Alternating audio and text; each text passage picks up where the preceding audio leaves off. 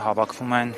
Սուրբ Մայրաթոր Էջմիածնի բակում։ Իշխանությունների գրոհի համատեքստում, եկեղեցու դեմ այսօր տեսնում ենք հարյուրավոր ուխտավորներ սպասում են, այսպես ասած, մայր տաճար մտնելուն։ Սա արդյոք խոսում է այն մասին, որ հակառակ էֆեկտ է ունեցավ այդ պայքարը իշխանությունների կողմից եկեղեցու դեմ։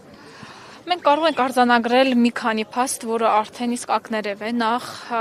այն մարդաշատ հարձակումը, որ պլանավորվում էր իշխանությունների կողմից, միանշանակ արդեն տեսնում ենք, որ իջիկ է դառնում, որովհետև հանրությունը իր խոսքը ասաց, թե սոցիալական կայքերից սկսած, թե մեր սովորական առօրյա կյանքում մարդիկ ասացին, որ իրենց խոսքով, որ ամեն դեպքում իրենք իրենց եկեղեցու կողքն են, եւ հետեւաբար այս հարձակման չեղարկումը արդեն իսկ ակներև է, եւ իշխանությունները տեսնելով, որ նման ձևով չեն կարող հասնել իրենց նպատակին, նրանք որոշեցին այլ ձևաչափով հարձակման անցնել, արդեն թիրախավորված, պատահական չէ 12 հոգևորականների կալանավորումը, պատահական չէ դրան նախորդած սրբազանների կալանավորումը, այսինքն այս ամենը ամբողջական մի ծրագրի մաս են կազմում եւ որի արդյունքները մենք այսօր ենք տեսնում եւ ըստ այդմ մենք կարող ենք արձանագրել, որ որոշակի պլաներ իշխանությունների կողմից ձախողվել են։ Երեք հոգևորականները երբեմից ելույթ էին ունենում մեր ձևով շարժման հանրահավաքի ժամանակ, նշեցին, որ իրենք քաղաքականությամբ են զբաղվում, բայց ոգու քաղաքականությամբ, դա իշխանությունները սկսեցին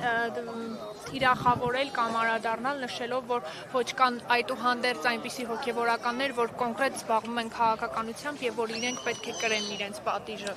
Եկեք մի հատ հասկանանք քաղաքականությամբ զբաղվել առհասարակ ինչ է, հետո հասկանանք ում ենք ասում քաղաքականությամբ զբաղվում է, թե քաղաքականությամբ չի զբաղվում։ Եթե մարդը հաշ չէ նրա հետ, որ իր հայրենիքի մի մասը հանձնվում է, արդյոք դա քաղաքականությամբ զբաղվել է, թե ոչ։ Եթե մարդը հաշ չէ այն գաղափարի հետ, որ եկեղեցու վրա հարձակումներ են տեղի ունենում, այսինքն այս ամենը եթե մենք որակում ենք որպես քաղաքականությամբ զբաղվել, ամբողջ հայ ժողովուրդը այսօր զբաղվում է քաղաքականությամբ, որի իրավունքներ ունի եւ հայ առաքելական եկեղեցու մեր հոգեվորականները նույնպես Հայաստանի Հանրապետության քաղաքացիներ են, ովքեր իրավունք ունեն իրենց ձայնը բարձրացնելու, առավել եւս, որ սա ոչ թե պայմանական քննարկվում է Հայաստանը պետք է լինի պարլամենտական թե նախագահական, այսինքն այսպիսի քաղաքական հարցեր չքննարկում, այլ երկրի համար գոյաբանական հարցեր են քննարկում, որի համար բարձրաձայնելը մեր հոգևորականներից անգամ ժողովուրդը ակնկալում է նման ձայնի բարձրացում։